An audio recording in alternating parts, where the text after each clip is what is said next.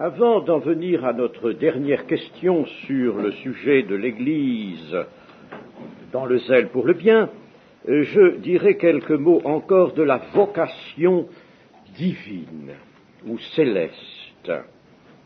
Ce sont des choses à quoi l'on ne prête pas l'attention qu'elles méritent. D'ailleurs, c'est un peu cela notre tort en général à l'égard de la Bible. Il y a des versets qui nous parlent, oui, bien sûr, qui sont là comme des lumières, mais il y a quantité de choses qui sont pourtant très fortes, qui dépassent tout entendement humain et qui sont exprimées là, que l'Esprit ne demande qu'à faire valoir en nous et que nous laissons, que nous abandonnons.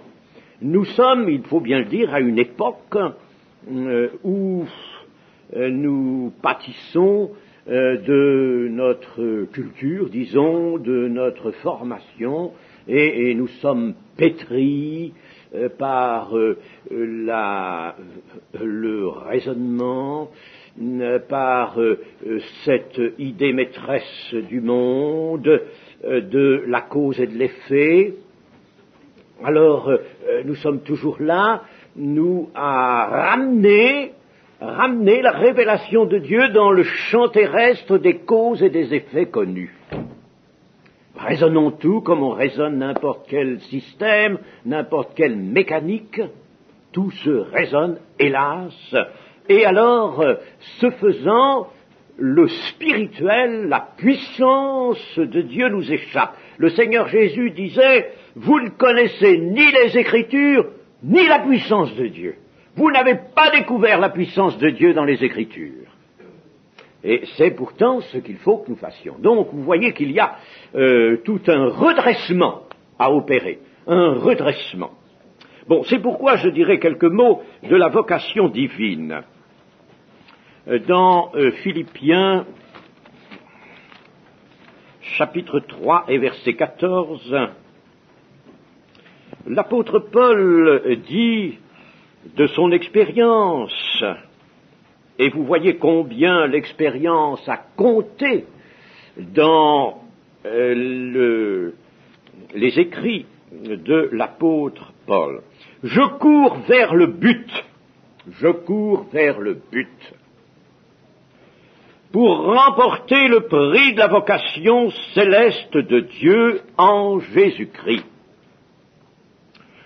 Pour remporter le prix de la vocation céleste de Dieu, ce qu'il appelle le prix, c'est tout simplement d'être parvenu à vraiment avoir et réaliser sa part de la vocation céleste de Dieu en Jésus-Christ. Le but, nous l'avons dit, un seul but, le royaume de Dieu.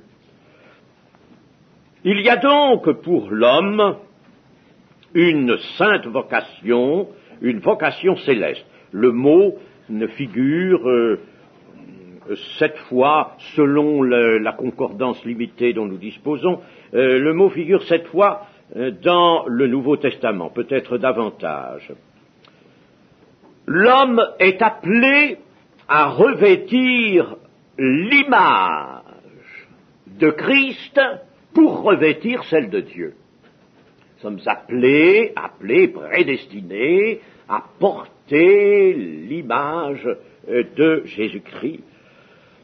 Et invitation nous est faite à être parfait comme le Père Céleste est parfait, nous l'avons rappelé ce matin, et il nous est dit que la volonté dominante de Dieu, la volonté qui est la clé de voûte, et celle-ci, pour toute son œuvre sur la terre, sur l'Église, la volonté de Dieu, c'est que l'homme sauvé redevienne ce que Dieu a toujours voulu, une habitation de Dieu en esprit.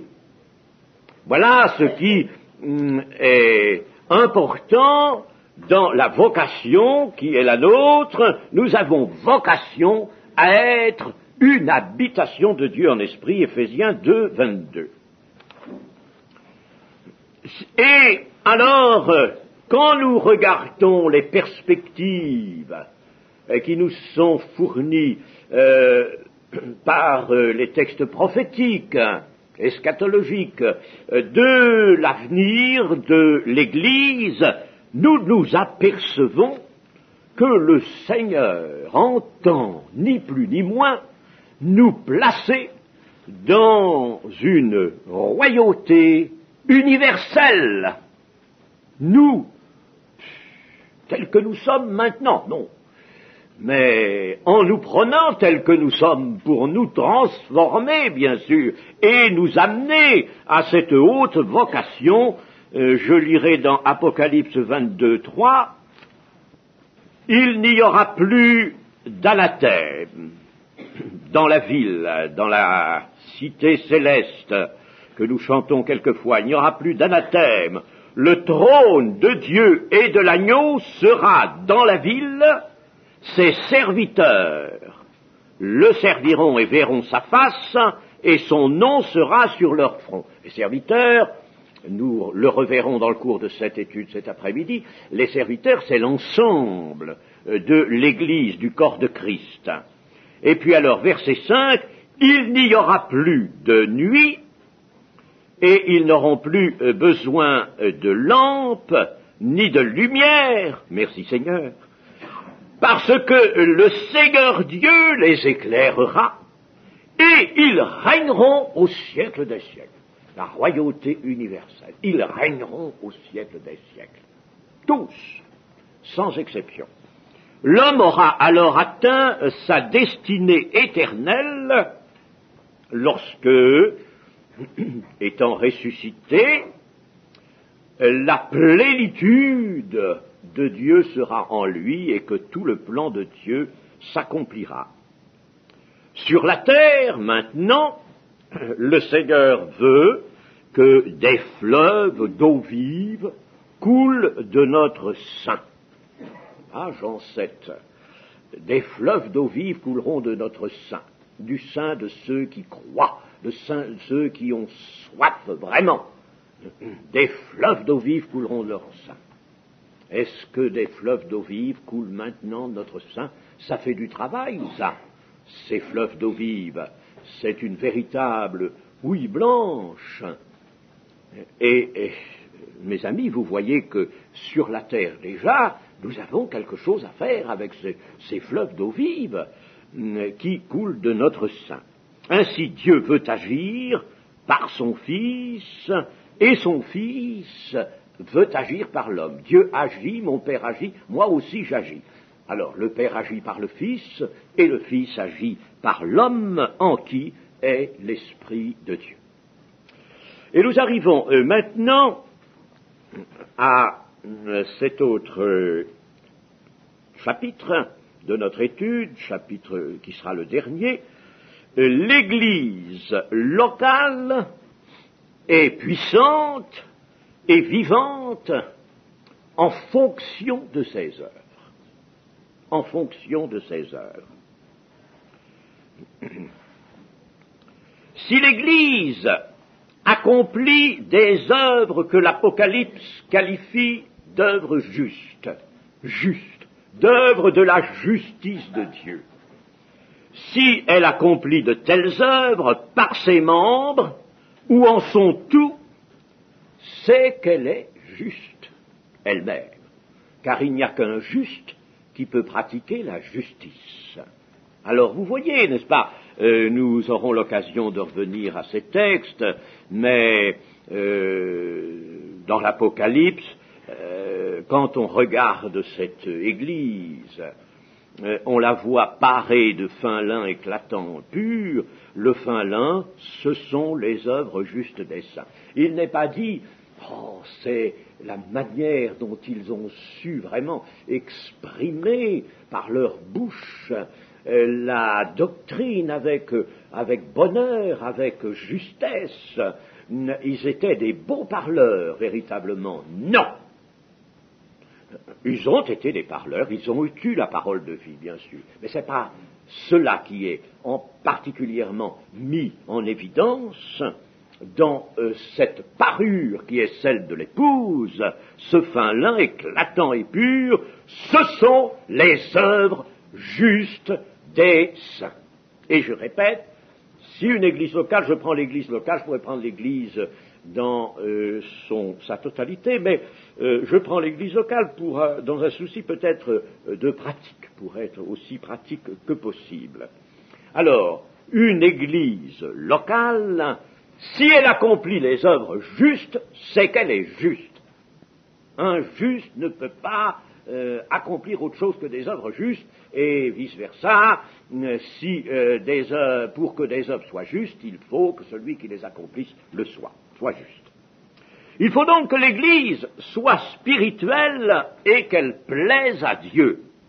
Inversement, si elle est spirituelle, elle sera poussée à accomplir des œuvres justes et elle trouvera dans ce travail la force d'entretien, je dirais même la force régénératrice qu'il lui faut pour rester fidèle à sa foi, pour ne pas tomber dans les dissensions, pour ne pas être ravalé au niveau du monde, quelquefois en dessous de ce niveau. Il lui faut donc cette force régénératrice qui lui viendra de ses œuvres justes. Dans Éphésiens 4, texte, tout ça, ce sont des textes que l'on connaît bien, mais dont on ne tire pas tout ce qu'ils ont pour mission de nous donner. Éphésiens 4, je relis 1 à 6. Je vous exhorte donc, moi, le prisonnier dans le Seigneur, à marcher d'une manière digne de la vocation qui vous a été adressée. La vocation, il faut l'avoir en vue. En toute humilité et douceur, avec patience, vous supportant les uns les autres avec amour. Aïe, aïe, aïe. Pourquoi Paul a-t-il dit ça, hein? Vous supportant les uns les autres. Il nous a dit aussi de se soumettre les uns aux autres. Et là, il faut se supporter. Mais oui, parce que nous avons tous des aspérités, nous avons tous des piquants.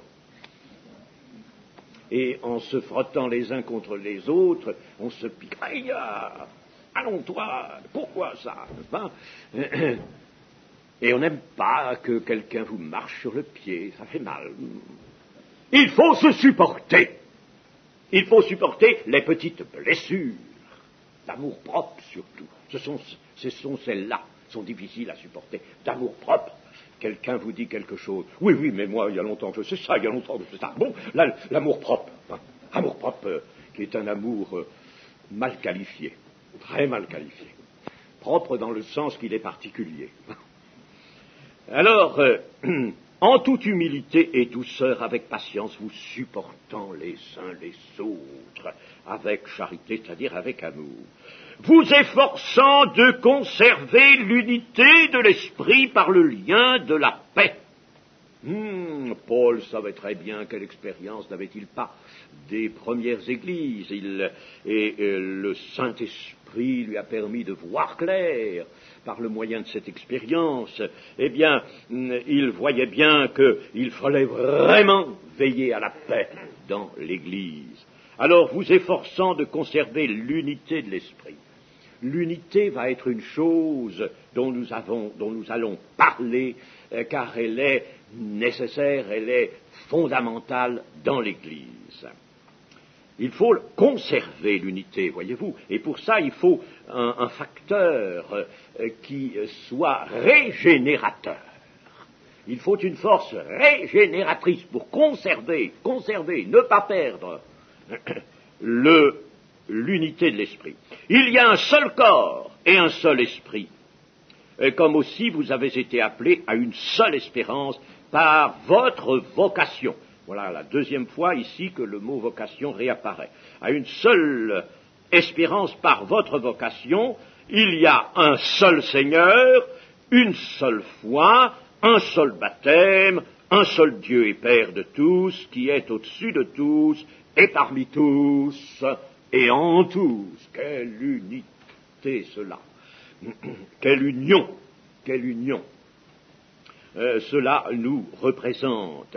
Et l'union est dans la volonté de Dieu. Un seul corps, un seul esprit.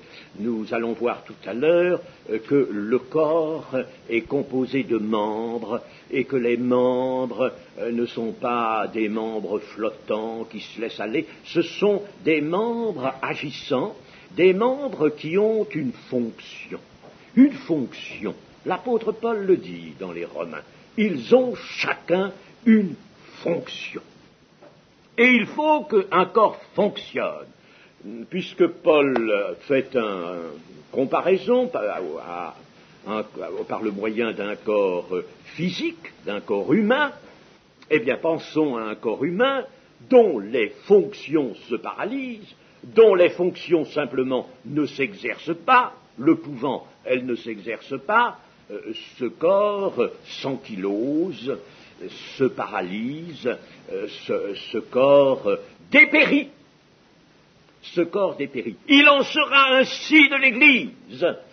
Si les membres de l'Église ne sont des gens passifs, sont des gens qui viennent s'installer sur des chaises, qu'ils écoutent, sont de simples auditeurs, des gens qui savent dire Alléluia, et puis c'est tout.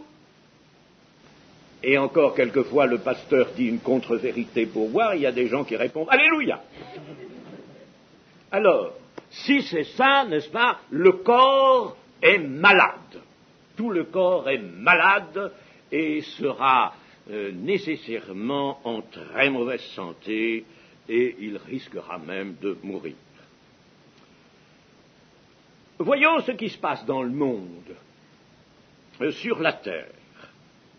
Sur la terre, ce qui unit les hommes, quoique très imparfaitement, mais regardons comment les hommes s'unissent, car il n'y a pas de doute, on voit de temps à autre les hommes s'unir, il y a des associations, il y a des sociétés, il y a des partis politiques, il y a toutes sortes de choses qui semblent unir les hommes.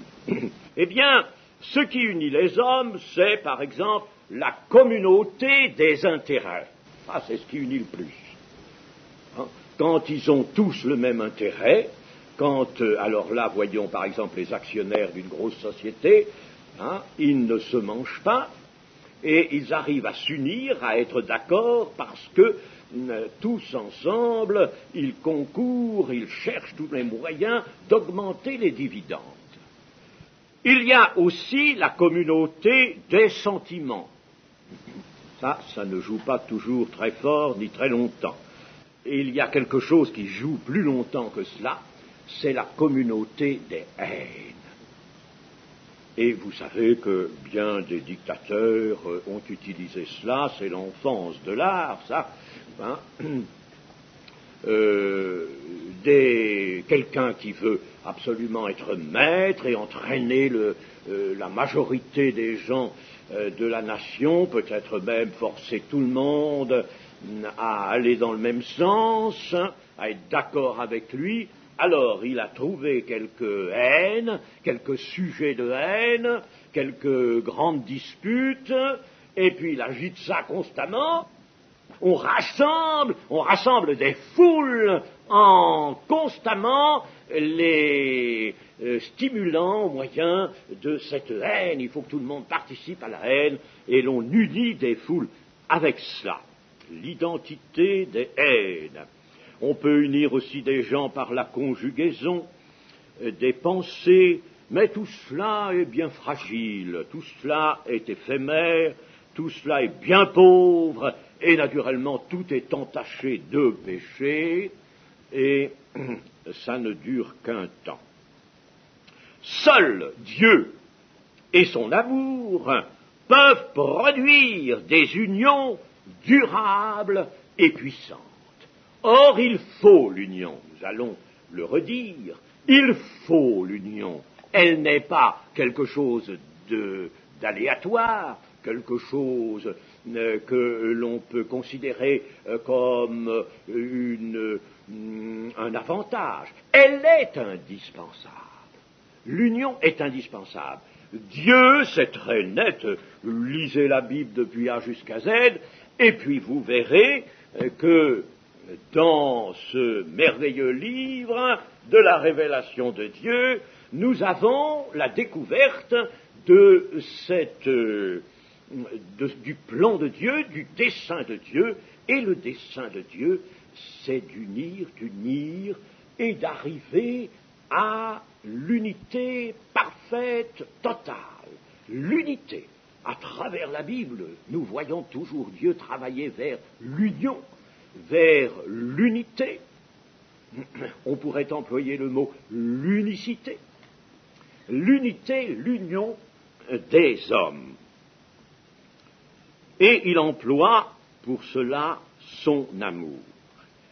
Donc,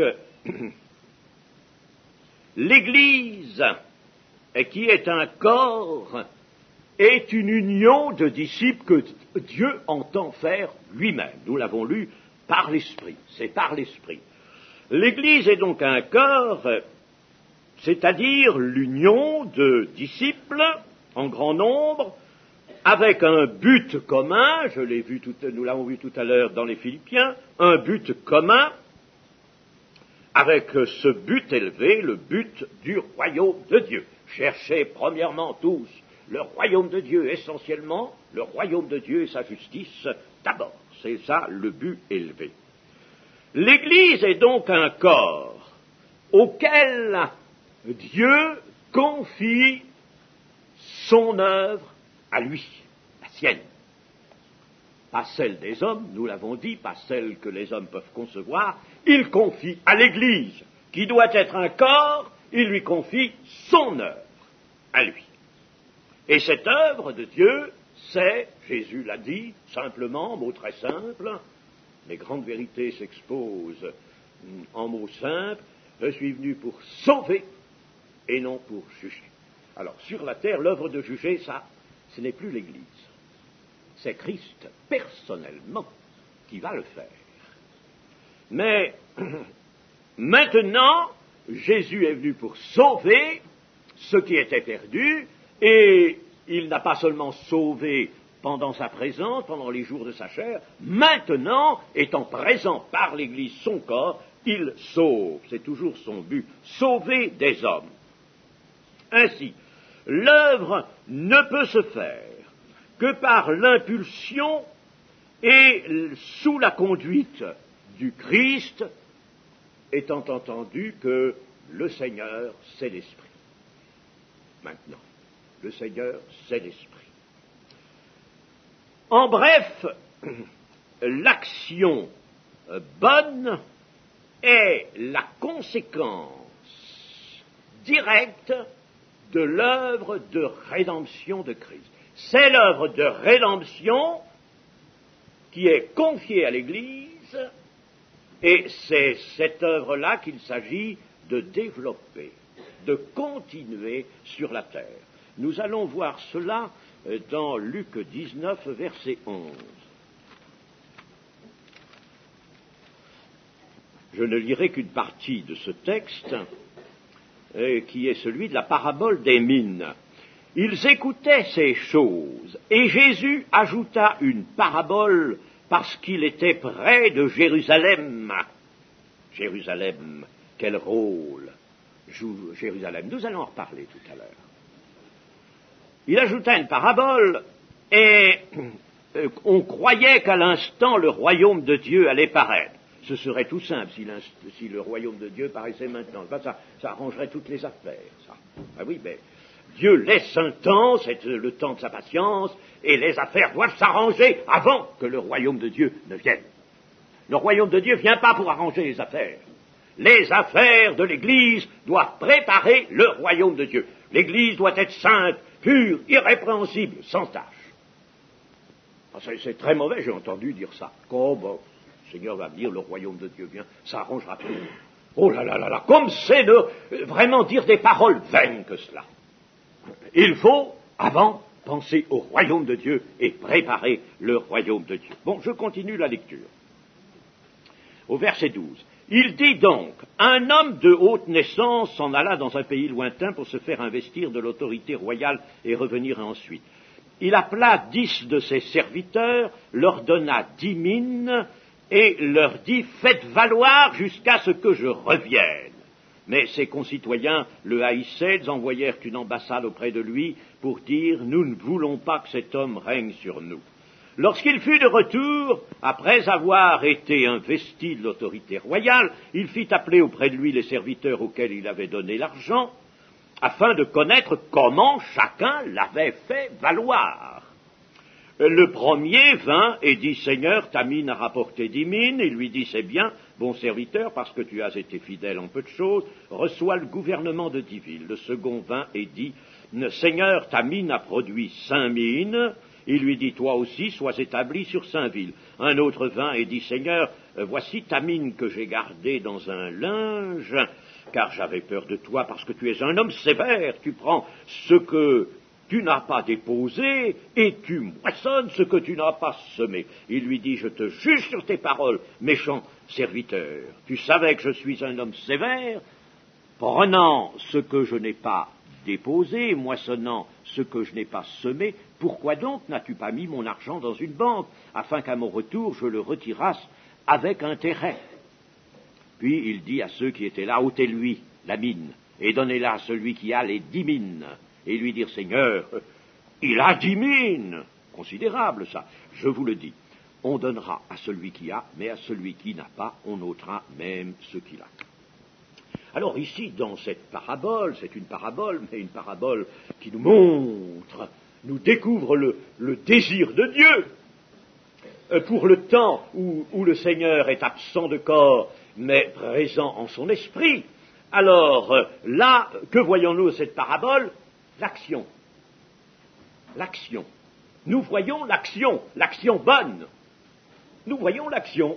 Le Seigneur nous présente son absence comme un temps d'action. Je pourrais prendre d'autres passages de Luc, chapitre 12 par exemple, et nous verrions là aussi que pendant l'absence du Maître, les serviteurs doivent faire tout ce qui leur a été ordonné, ils doivent faire tout, et il ne s'agit pas de battre les autres, il ne s'agit pas de mal faire, car le Seigneur voit, mais il s'agit d'accomplir sa volonté, de donner la nourriture au temps convenable.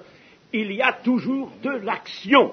Dans le temps où le Seigneur Jésus est au ciel, et retenu, comme disait Pierre, dans le ciel, qui va nous le redonner après, eh bien, pendant ce temps, sur la terre, le Seigneur nous a montré qu'il désirait l'action. Alors, du fait que, on se rappelle toujours, parce que nous sommes des gens de doctrine, on se rappelle toujours, oh là là, la doctrine, nous la pointons, la doctrine. Et on se rappelle toujours, nous sommes sauvés par la foi et non par les œuvres de la loi. Alors, installons-nous là, disons que nous sommes sauvés, proclamons-le et ne bougeons plus.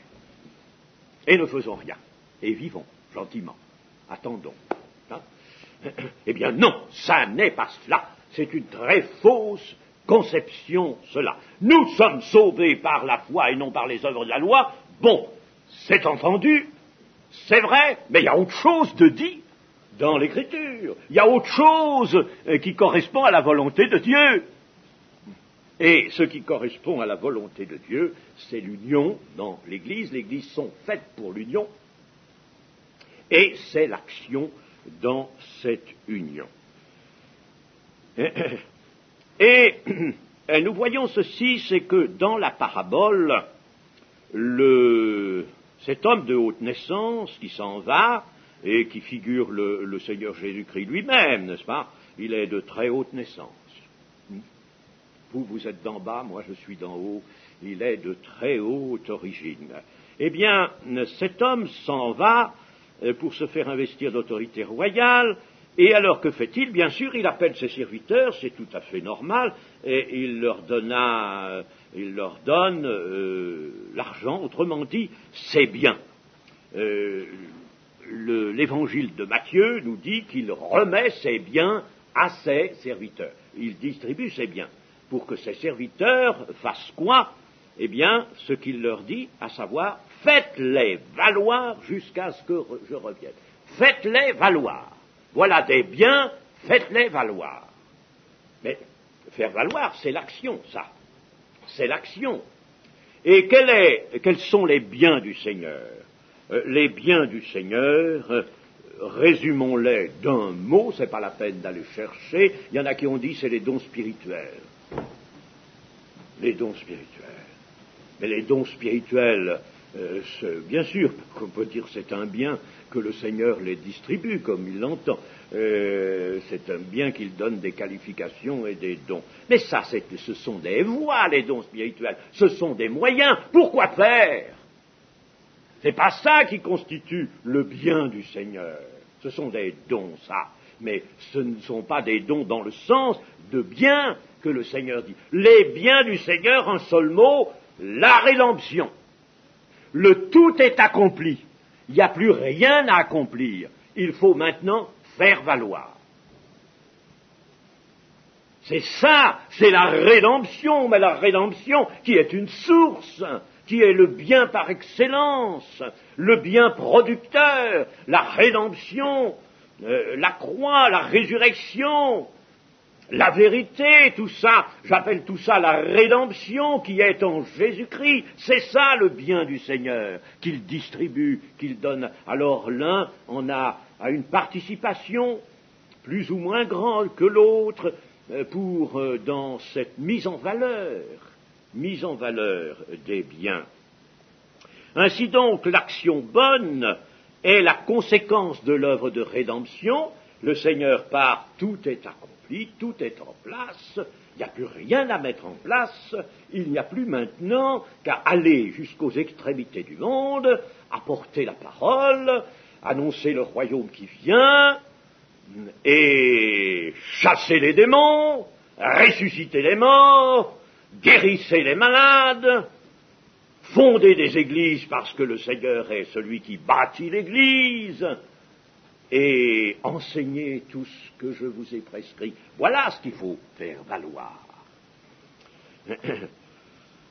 La croix est donc le don, par excellence, le don sans réserve, en ce que de la croix revient l'œuvre de rédemption, et qui est le bien par excellence, qui nous est remis, qui est remis à l'Église.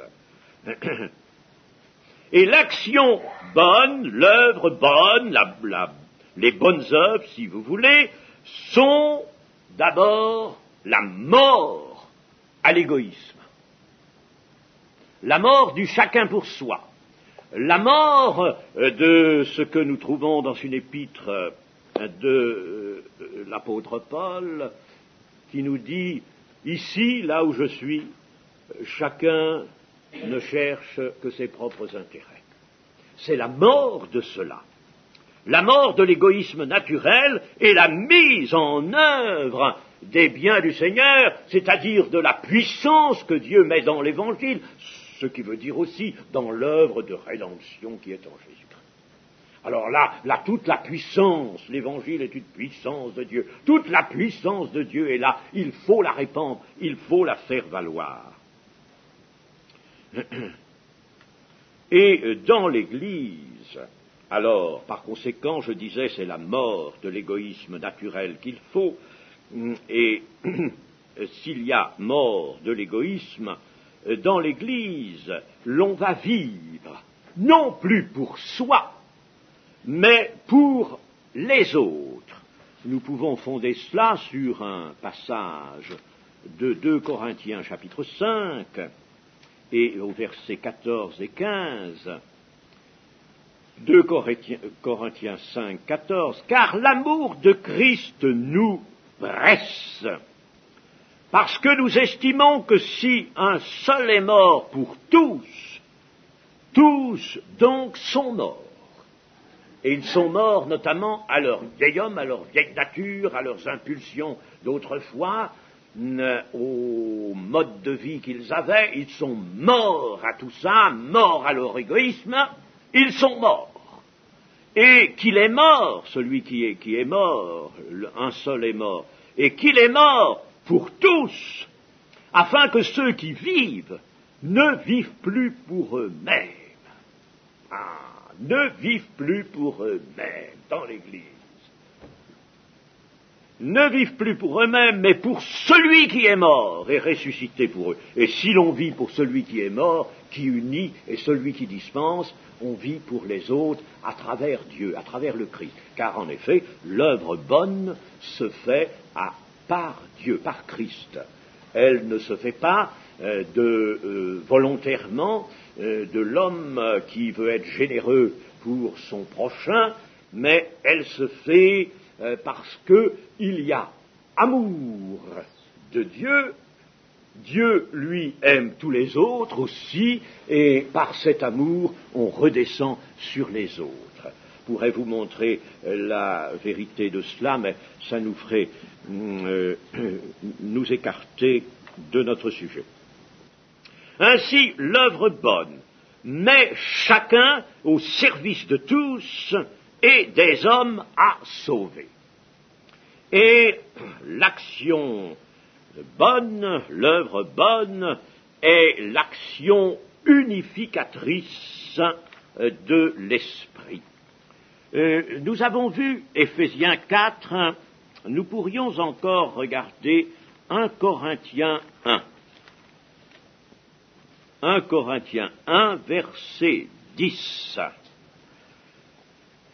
Alors, ce qui est écrit là à Corinthe, ce n'est plus pour Corinthe qui n'existe plus. Les Corinthiens, je ne sais pas où ils sont. Prenons-le pour nous.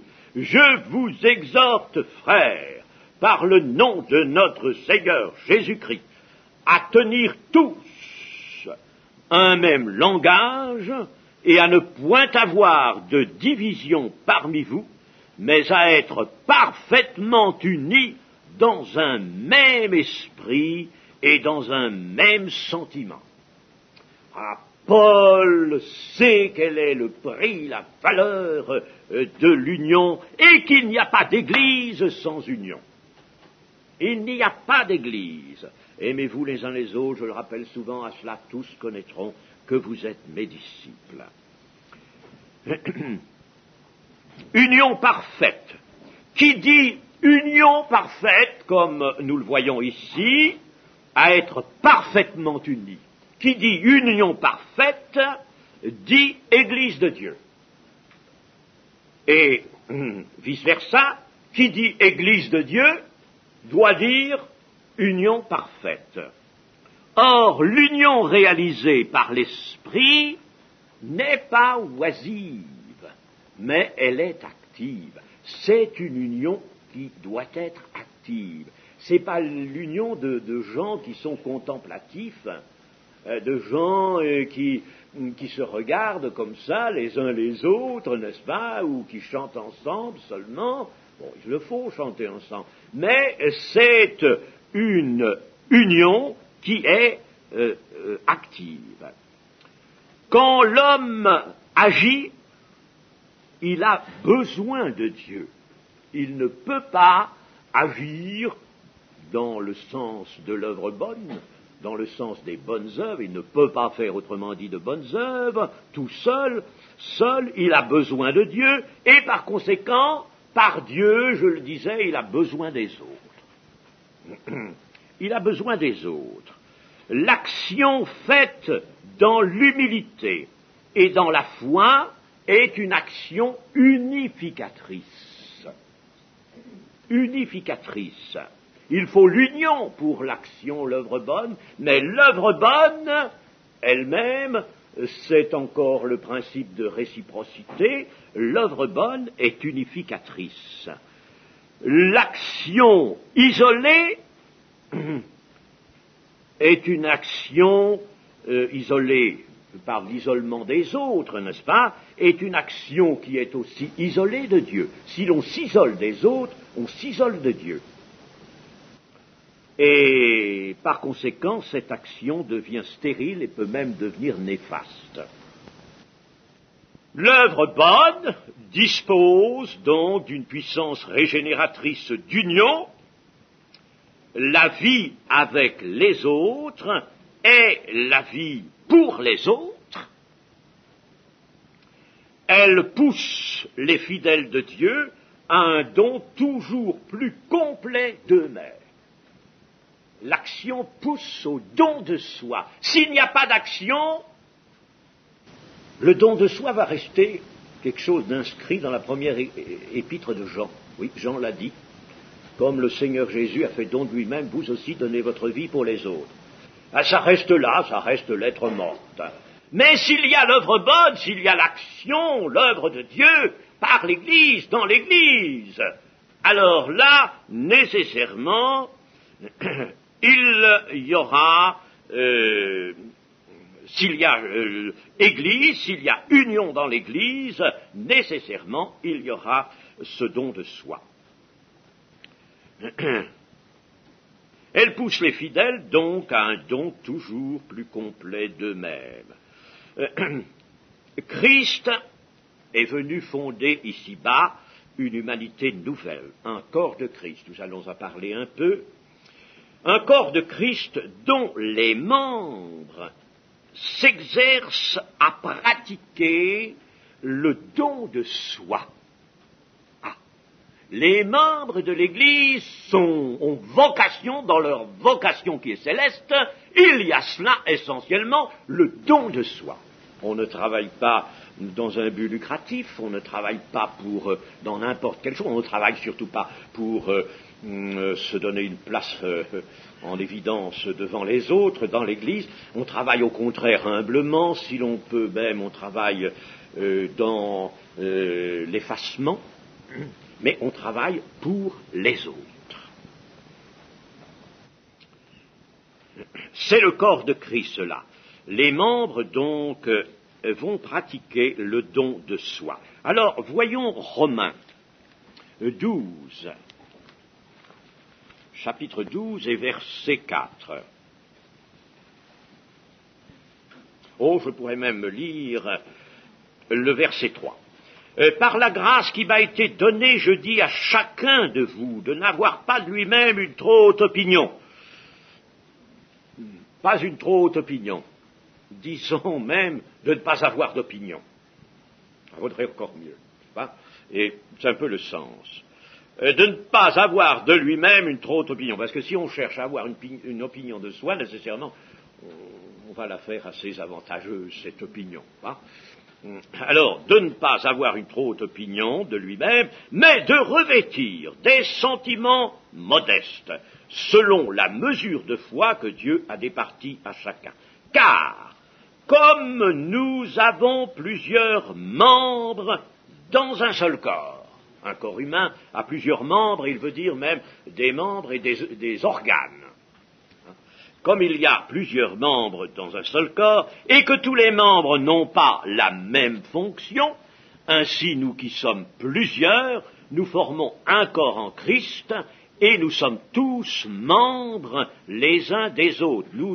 Puisque nous avons des dons différents, selon la grâce qui nous a été accordée, que celui qui a le don de prophétie l'exerce selon l'analogie de la foi. Bon, le reste, je l'abandonne, et je reviens à 1 Corinthiens chapitre 12, 1 Corinthiens chapitre 12, dont je lirai seulement une petite partie, à savoir verset 22.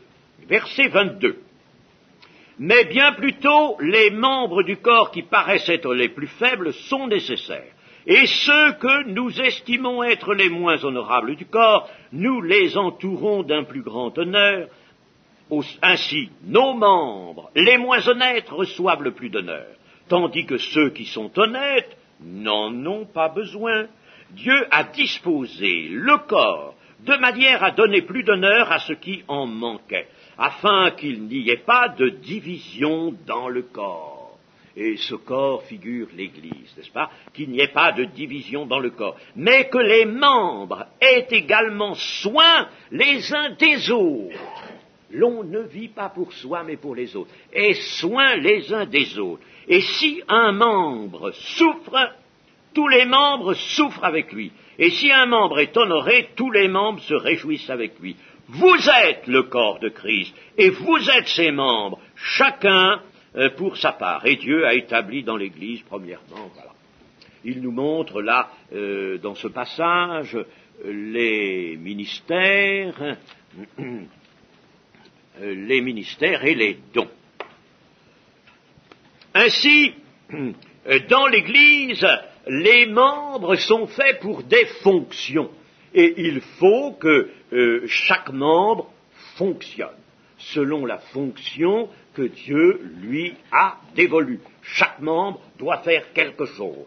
Alors on devrait dans l'Église s'interroger, chacun dans sa prière personnelle, mais qu'est-ce que j'ai à faire, moi? Qu'est-ce que je fais? Je fais rien. Et il faut absolument que je fasse quelque chose. Alors le demander à Dieu, pas aller courir chez le pasteur ou lui téléphoner tout de suite.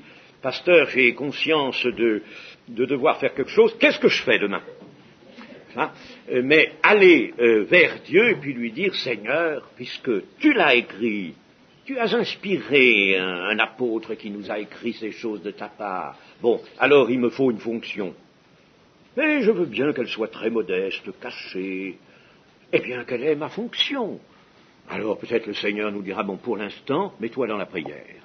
Et fais davantage de prière. Pour l'instant, la prière est un ministère. La prière, elle est pour tout le monde. Il nous dira cela. Mais si nous nous mettons vraiment dans la prière, parce que tout commence par là, eh bien, alors là, il pourra nous indiquer quelle sera notre fonction dans l'Église. Le destin de l'homme, en somme, dans l'Église et par l'Église, est de glorifier Dieu dans l'amour de Dieu. Tout se ramène à cela. Et vous savez que même les anges, Dieu leur a ouvert la porte, la vue, sur l'Église. Et il veut que les anges regardent. Et ils regardent les anges, depuis des siècles. La sagesse infiniment variée de Dieu dans tout ce drame qui se déroule sur la terre. Les anges comprennent bien ce qu'a fait Satan. Ils voient bien quel est le mal, comment le mal a rempli la terre. Et ils voient l'Église qui vient dans ce monde du mal par un Christ, quelqu'un qui donne sa vie. Et alors après, il en résulte l'Église qui se construit, qui se répand sur la terre parmi les nations, et les anges regardent cette Église. Et par l'Église, nous dit les Éphésiens, les anges doivent voir la sagesse infiniment variée de Dieu. La sagesse de Dieu. Alors, je ne sais pas si nous fournissons aux anges une vue qui leur montre la sagesse. Il y a quelquefois des moments où les anges sont obligés de se voiler la face. Alors, donc, l'Église, voyez, a une grande vocation vraiment déjà maintenant sur la terre, qui est de glorifier Dieu dans l'amour de Dieu. Et je voudrais, avant de terminer, vous dire un mot encore des œuvres justes. Les œuvres, donc, les bonnes œuvres, sont des œuvres justes. Nous l'avons vu dans l'Apocalypse, puisqu'en fin de compte, l'épouse, dans sa robe d'épouse, dans sa robe de mariée, est habillée du fin lin. Le fin lin et le fin lin, ce sont les œuvres justes des saints. Et alors, quand nous voyons dans Apocalypse 19, et nous pourrions relire Apocalypse 19, 6 à 8, et j'entendis comme une voix d'une foule nombreuse, comme un bruit de gros seaux et comme un bruit de fort tonnerre, disant « Alléluia !» Quel bel Alléluia, celui-là. Il est sincère, il est vrai, il est retentissant, celui-là. Alléluia! Car le Seigneur, notre Dieu Tout-Puissant, est entré dans son règne. Réjouissons-nous et soyons dans l'allégresse et donnons-lui gloire, car les noces de l'agneau sont venues. Et son épouse s'est préparée. Son épouse s'est préparée. C'est ce que je vous disais tout à l'heure. Préparation. S'est préparée. Et il lui a été donné de se revêtir d'un fin lin éclatant, pur, car le fin lin, ce sont les œuvres justes des saints. Alors, là, ici, quand nous considérons cette foule nombreuse comme un bruit de grosses eaux et comme le bruit de fortes mers. Ne croyez pas que ce bruit résulte des parlottes. N'allez surtout pas penser ça. Donc, quelquefois ici, quand nous nous réunissons, il y a un bruit qui n'est peut-être pas celui du tonnerre, mais un bruit insolite. Ce n'est pas celui-là. C'est un bruit harmonieux, celui-là. Ce n'est pas les petits discours des uns et des autres. Mais cette foule nombreuse arrive là, et il y a un bruit comme le bruit de grosses eaux, comme un bruit de fortes mers, c'est-à-dire le bruit de Dieu dans sa puissance. C'est le bruit de Dieu, ça. Quand Dieu paraît quelque part, il y a toujours cela, le bruit du tonnerre, le bruit d'un fort tonnerre. C'est le bruit de Dieu lui-même. Et alors, quelle est cette foule? Mais cette foule, c'est le corps de Christ dans sa totalité. Voilà l'Église. L'Église totale, l'Église complète. Il n'y manque rien. L'Église est là, est vue ici. Et alors, cette Église qui est si belle, il y a ici l'évocation de noces et par conséquent l'évocation d'une robe de fin lin éclatant, pure, robe blanche par excellence. Et cette épouse qui est si belle et qui est l'Église dans sa totalité, savez-vous d'où elle est partie?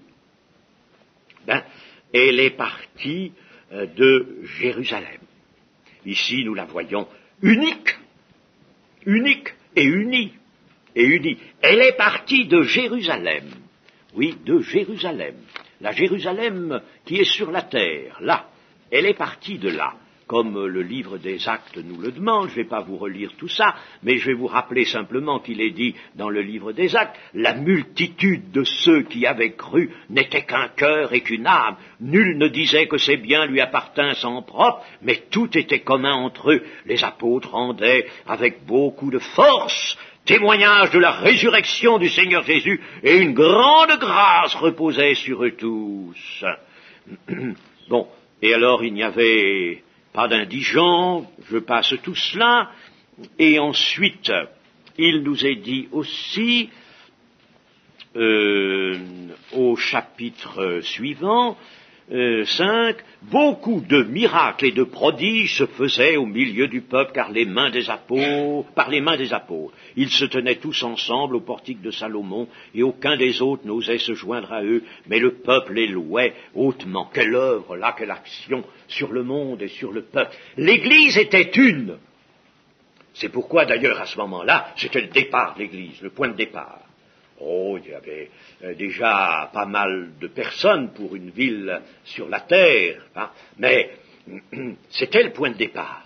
Et voilà qu'un Ananias et une Saphira viennent comme un ver dans le beau fruit de la rédemption de Dieu et viennent apporter un mauvais germe, menacer le fruit d'être compromis, d'être véreux, un fruit véreux. Ah, Dieu ne laisse pas ce ver.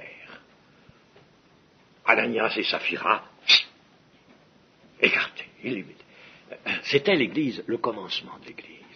Le commencement. Elle a commencé à Jérusalem unique. Elle était une. Et voyez quelle unité il y avait. Dieu a voulu que le commencement soit glorieux. Et puis où elle finit? Elle finit à Jérusalem aussi.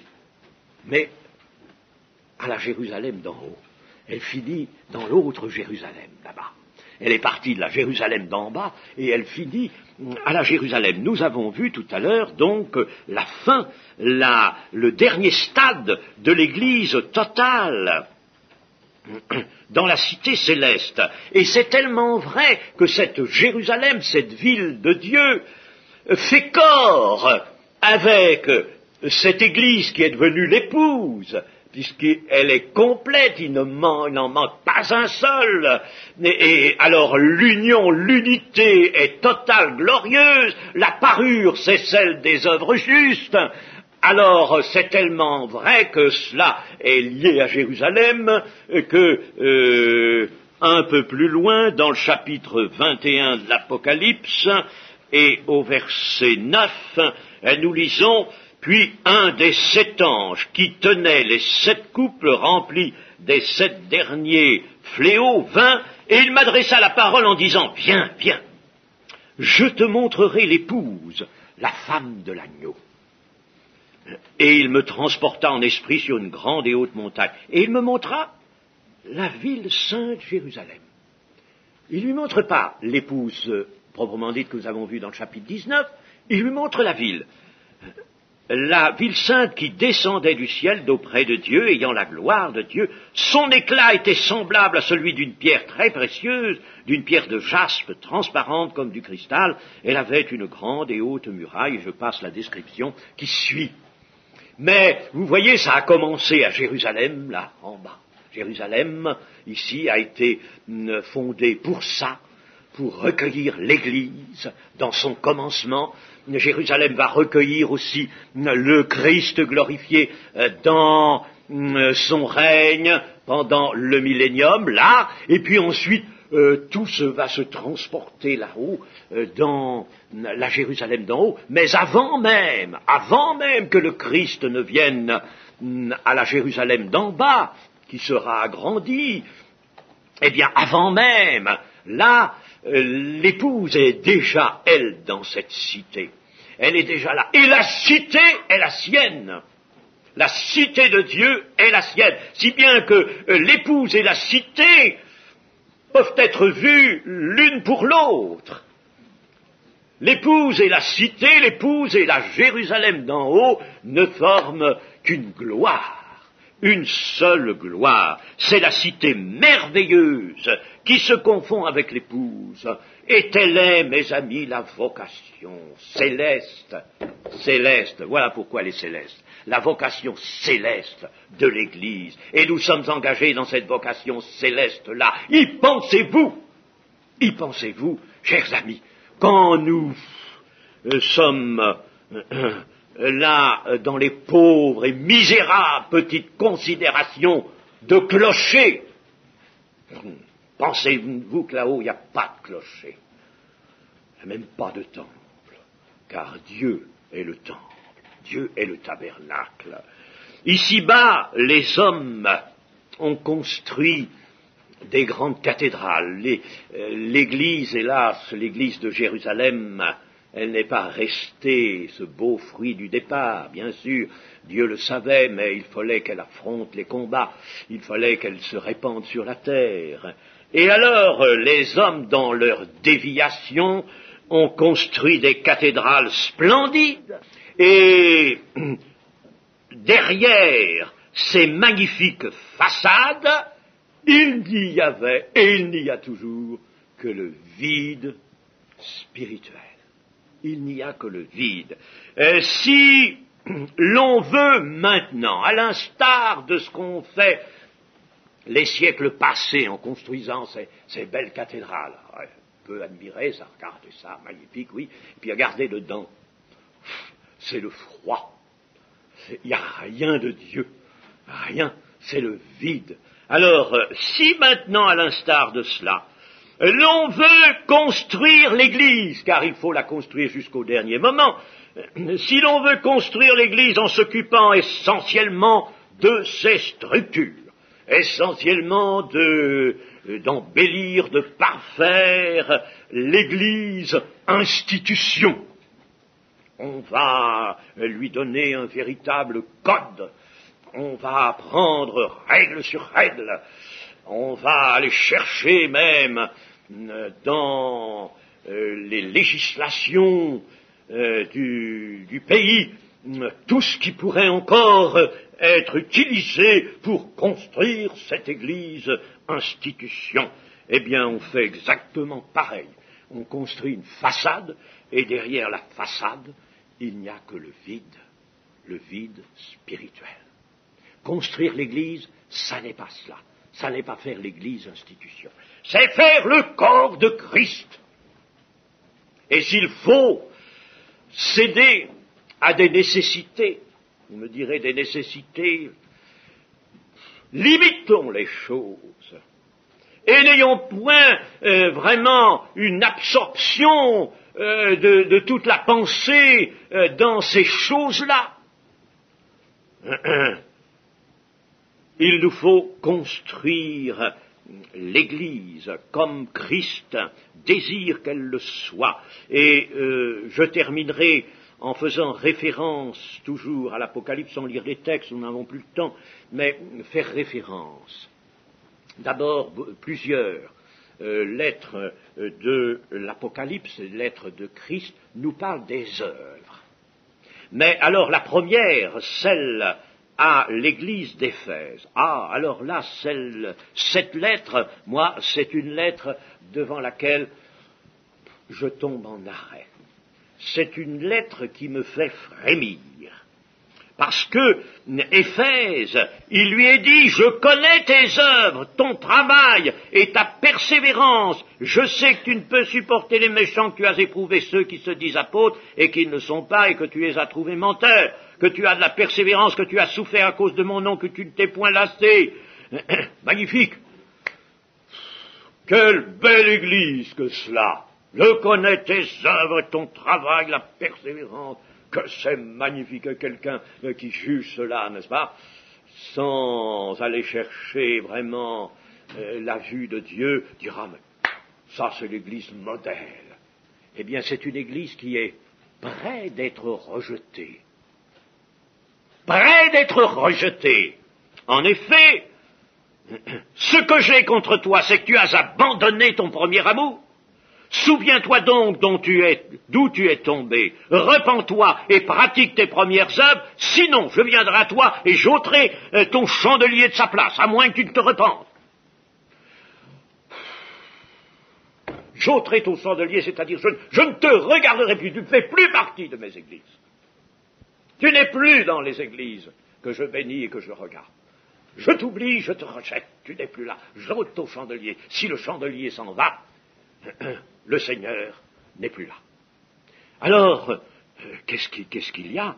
Eh bien, tu as abandonné ton premier amour. Mais quel est donc ce premier amour extraordinaire? C'est que tu fais des œuvres qui ne sont plus tes premières œuvres, celles que tu faisais sous l'empire de ton premier amour. Tu fais maintenant des œuvres qui sont secondes. Et quelles sont ces œuvres secondes, malgré leur déploiement, malgré ce travail, malgré cette persévérance? Ce sont des œuvres de conception humaine. Ce ne sont pas des œuvres que l'amour de Dieu t'inspire.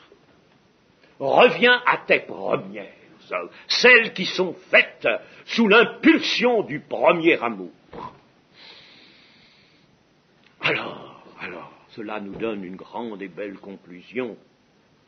Ce qu'il faut des œuvres bonnes, c'est qu'elles restent les œuvres que l'amour de Dieu inspire, le véritable amour au cœur. Et il faut pour faire cela que les cœurs eux-mêmes restent sous l'empire de ce premier amour. C'est quelque chose, n'est-ce pas, d'extraordinaire cela. Mais si cela se fait, chers amis, alors là, je puis vous le dire, que l'Église sera unie. Et si l'Église est unie, elle sera puissante, elle sera forte, elle sera merveilleuse. Ainsi, ce qu'il faut, ce à quoi nous devons avant tout aspirer, ce à quoi nous devons veiller, c'est que tous, chacun doit veiller pour soi d'abord, mais que c'est que tous soient véritablement animés du premier amour. Et ça, le premier amour est essentiellement un amour spirituel, d'ordre, d'essence spirituelle. C'est le partage avec Dieu, Animé de ce premier amour, et les œuvres, tout naturellement, vont être les œuvres du premier amour. Les premières œuvres, elles ne vont jamais passer à l'étage en dessous, au mauvais étage, les œuvres secondes. Elles vont rester les œuvres premières. Les œuvres du premier amour. Et l'Église, alors, sera une Église rayonnante, magnifique, forte, une Église qui sera dans l'union, car comme nous le disions en commençant, il n'y a pas d'union possible sans Dieu, sans l'amour de Dieu. L'Église est dans l'union, et l'action bonne a besoin de l'union, et elle-même, elle est génératrice de l'union. Donc, en conclusion, en toute dernière conclusion, désirons les œuvres bonnes, les bonnes œuvres. Elles ont une place considérable dans le maintien de l'Église, dans sa régénération, dans sa puissance. Mais pour cela, restons dans le premier amour. On pourrait dire, continuons les premières œuvres, parce que le conseil que donne le Seigneur est ici, repens-toi et pratique tes premières œuvres. Si tu reviens à pratiquer tes premières œuvres avec un cœur rempli d'amour, alors là, tout va redevenir magnifique et ton chandelier, tu l'auras et tu le garderas bien. Le Seigneur le fera briller, ton chandelier. Amen. Notre Dieu, notre Père, Dieu Tout-Puissant, nous voulons nous prosterner devant toi.